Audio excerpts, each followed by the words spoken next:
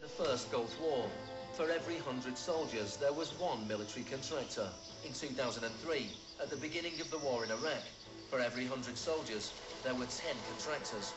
By 2006, for every 100 soldiers, there were 33 contractors. A year later, for every 100 soldiers, there were 70 contractors. By July 2007, there were more contractors than soldiers in Iraq.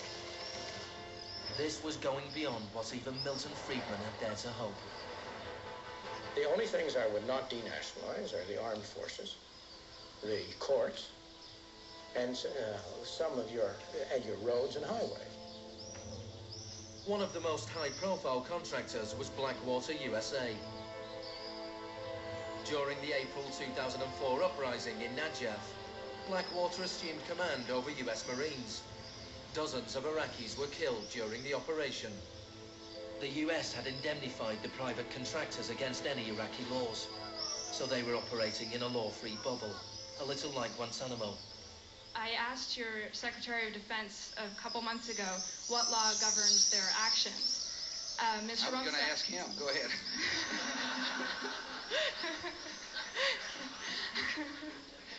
Help. Well, I was hoping... Just as Cameron's shock therapy left his patients confused and broken, so the multiple shocks inflicted on Iraq reduced the country to a lawless, violent, sectarian mess. By the time of Saddam Hussein's execution in 2006, 1,000 Iraqis were being killed each week.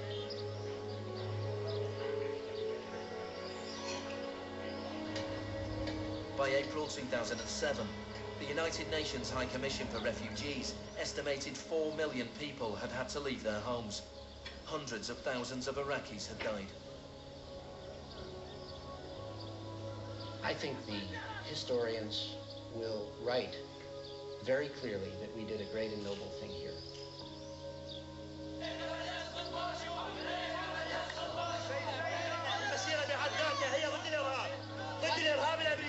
لأن الأمريكان يقتلون النساء ويعتقلون النساء ويقتلون الأطفال ويهينون الشيوخ ويقتلون الشباب. أمريكا بالحقيقة هي الإرهاب.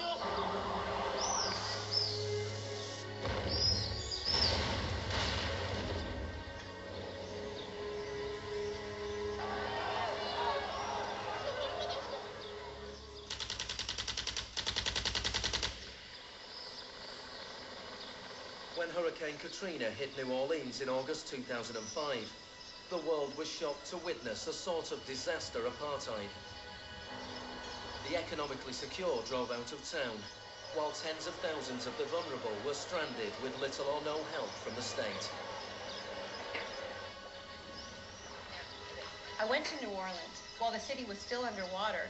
And what I saw was that what I had witnessed in Iraq was repeating, not in the aftermath of a war, but in the aftermath of a tremendous natural disaster. Milton Friedman died in 2006. His very last piece of public policy recommendation was an op-ed he wrote for the Wall Street Journal 3 months after Katrina. He said, most New Orleans schools are in ruins, as are the homes of children who have attended them. The children are now scattered all over the country. This is a tragedy. It is also an opportunity to radically reform the education system. He was advocating the wholesale privatization of the school system of this city. It was his sort of swan song.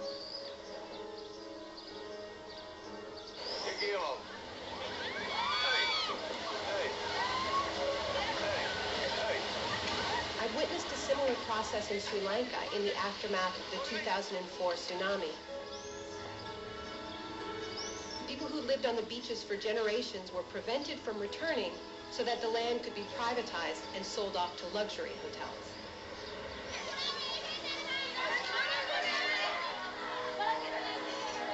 And this is exactly what I mean by the shock doctrine.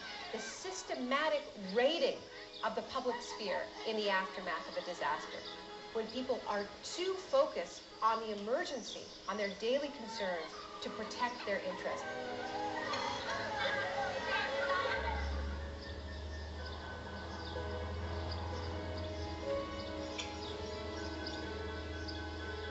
Maybe the first act of resistance is to refuse to allow our collective memory to be wiped. In 2008, Naomi Klein visited Villa Grimaldi with Isabel Morel, the widow of Orlando Letelier.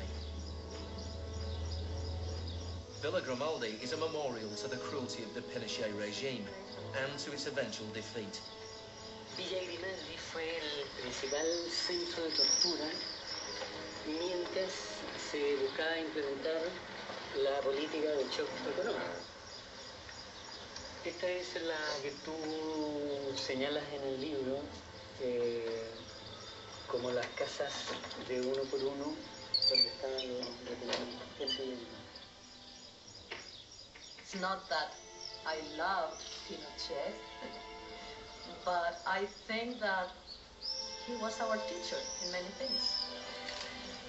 We learned about evil.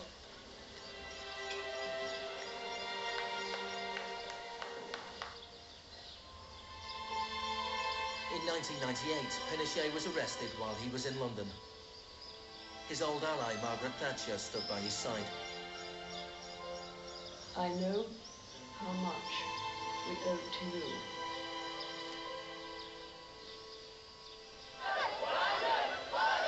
It took 30 years for the economic experiment originally test-driven by Pinochet to make its way around the globe to Iraq. But the similarities between past and present are startling. Between Pinochet's concentration camps and Bush's Guantanamo detention center. Between the disappeared in Chile and those in Iraq. Between the experiments of Ewan Cameron and the torture meted out on the prisoners of Abu Ghraib. He erased all the past. That's why you gave him electroshocks. All the past from the patient, and he would implant some new IDs. But Janine resisted. In 1988, the CIA agreed to pay compensation to Janine and other victims of Ewan Cameron's experiments. Janine, are you proud that they tried to break you and that you have fought so hard and won? In a way I am. In a way I am. Because I must have some willpower seeds in me. It is very, very hard to fight a government. People would tell me, Janine, you don't fight a government. What's the matter with you? They're too big. But I had faith that we would win.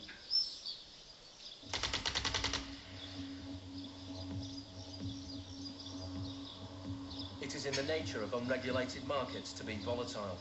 Bubbles are allowed to inflate, and then, inevitably, they burst.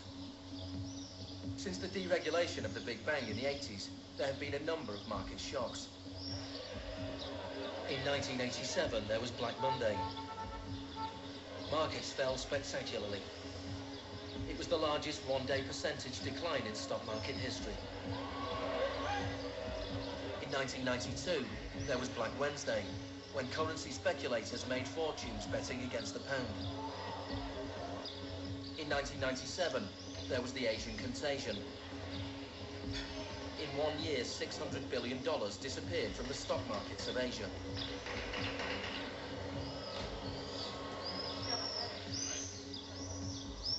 And then, in September 2008, the financial markets imploded. The market is not functioning properly. There has been a widespread loss of confidence.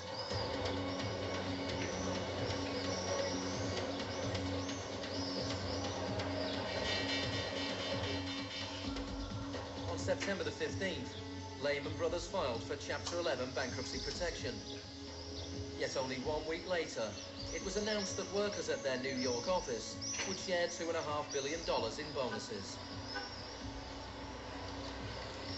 It is estimated that Wall Street firms paid $18.4 billion in bonuses last year, the year of the crash.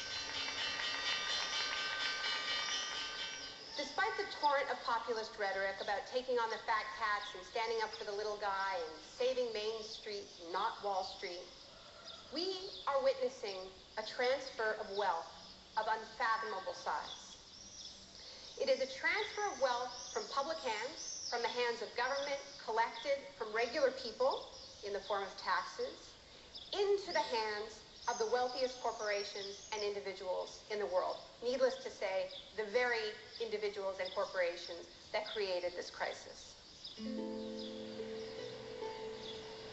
We are in the midst of a once-in-a-century credit tsunami.